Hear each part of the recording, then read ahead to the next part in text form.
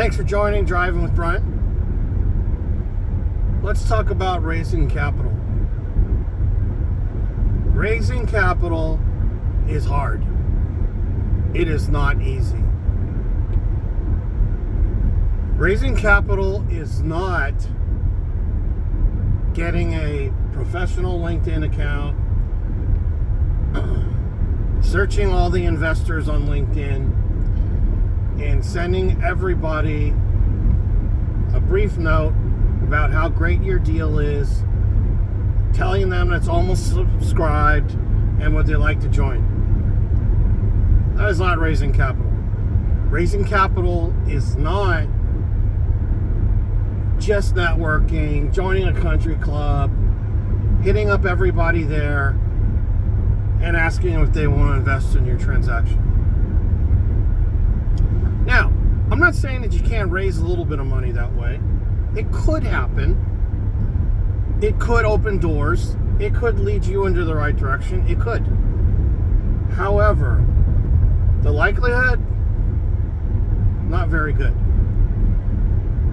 And if you raise some of that capital and they make you structure it with onerous terms, then you're never going to raise any more capital. And that's all you're going to get.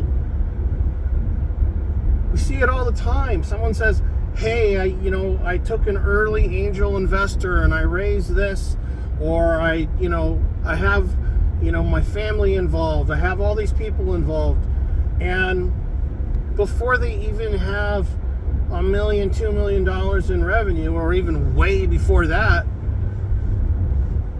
they're holding on to 54% of the company.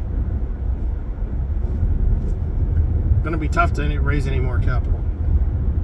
If you do it, you're going to have to do it in a way that you might not like. So,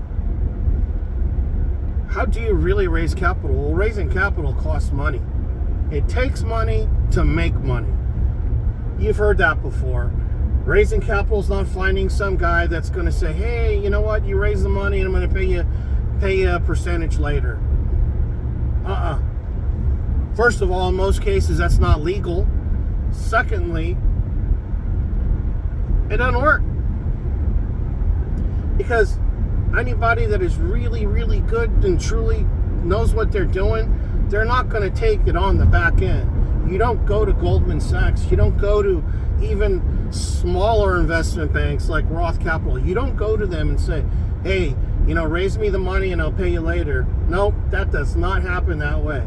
So anybody that's a professional, if you go about it and ask them to do it that way, the answer is going to be no. So, again, how do you do it? Well, you got to be ready, because when you go out there and raise capital, no matter how you think about what you're offering, you think, I have people say to me all the time, well, I had a great attorney put it together, it's a safe agreement, or I have this, it's a convertible debt, or it's, this, Reg A, whatever it is, right?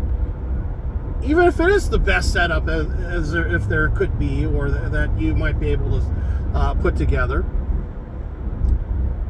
you will always have an investor that says, I want to do it this way. Nope, I don't want to do it that way. I want to do this way.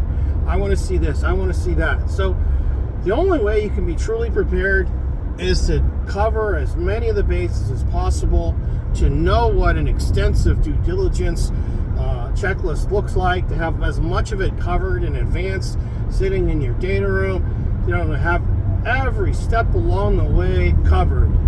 And that's hard, because even then, someone will say, load up your advisory board. You got a loaded advisory board. All these successful people. What are you going to hear? You're going to hear an investor at some point say, well, gee, if you have all these successful people around you, why do you need me for money? Why don't you just go to them? That's what you're going to hear.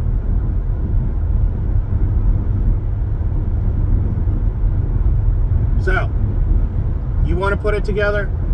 You want to put a good package together? You want to have all your T's crossed and your I's dotted? We can help you. We can help you put together that package to raise that capital. And I'm not talking about just a deck.